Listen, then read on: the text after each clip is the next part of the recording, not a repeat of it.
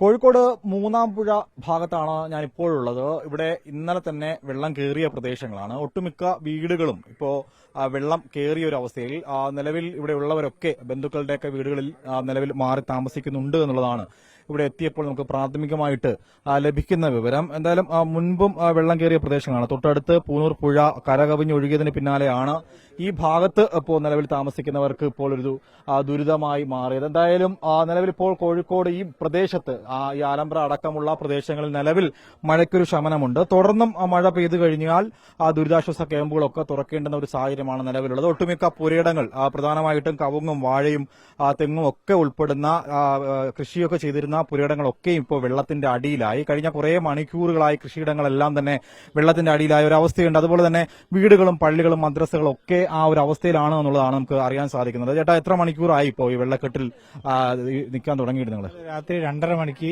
തുടങ്ങിയതാണ്. 2:30 മണിക്ക് തുടങ്ങിയിട്ട് 2:30 മണിക്കാണ് ഇവിടെ വീടുകളൊക്കെ ഒഴിപ്പിച്ച് ഇവിടെ ആളുകളൊക്കെ സുരക്ഷിത സ്ഥാനത്തേക്ക് ഇവിടെ എത്തിച്ചത്.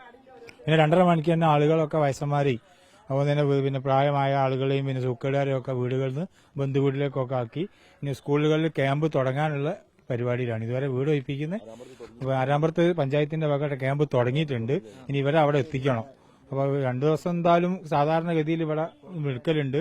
അതിന് ശേഷമാണ് പിന്നെ വീടുകൾ ക്ലീൻ ചെയ്യാനും ആ പ്രയാസത്തിനും ഒക്കെ ഉള്ള ഒരു ബുദ്ധിമുട്ട് ഞങ്ങൾക്ക് ഉണ്ടാവല്. അപ്പോൾ അതൊക്കെ കാലാകാലങ്ങളിൽ ഞങ്ങൾ ചെയ്തു പോരുന്നതാണ്. 2018 വെള്ളപ്പൊക്കം ഇതിനെക്കാട്ടിലും കൂടുതലായിരുന്നു. ഇനി വെള്ളം കൂടാതെ കുറയട്ടെ നമുക്ക് പ്രാർത്ഥിക്കാം. അനുഭവ സമ്പത്ത് അവർക്കുണ്ട്. കാരണം മുൻപും പ്രളയ സമാനമായിട്ടുള്ള അനുഭവങ്ങൾ അവർക്കുണ്ട്. നിലവിലെ ഇപ്പൊ അവസ്ഥ എന്താണ്? നിലവിൽ വെള്ളം കൂടിക്കൊണ്ടിരിക്കുകയാണ്. ഇന്നലെ ഉച്ചയ്ക്ക് ശേഷമാണ് ഇങ്ങനെ ക്രമാതീതമായിട്ട് ഉയർന്നു വന്നത്.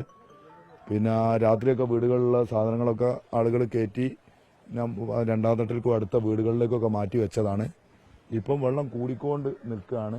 പിന്നെ അവിടെ ഭാഗത്ത് തന്നെ ഒരു 15ഓളം വീടുകൾ ഇപ്പം വെള്ളത്തിലാണ്. അങ്ങനെ ഈ പുഴയോരത്തുള്ള എല്ലാ ഭാഗത്തും പിന്നെ അങ്ങനെയാണ് അവസ്ഥകൾ. ആരാമ്പ്രം സ്കൂളിൽ ക്യാമ്പ് തുടങ്ങിയിരിക്കുന്നത്. അവിടേക്ക് ആളുകളൊക്കെ പോയിട്ട് കുറേ ആളുകൾ അവിടെ ആണുള്ളത്.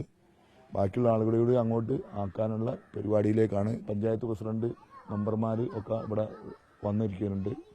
അവരിങ്ങനെ പരിപാടികളൊക്കെ ഏകീകരിച്ച് കൊണ്ടുപോകുന്നുണ്ട് ഇതുവരെ.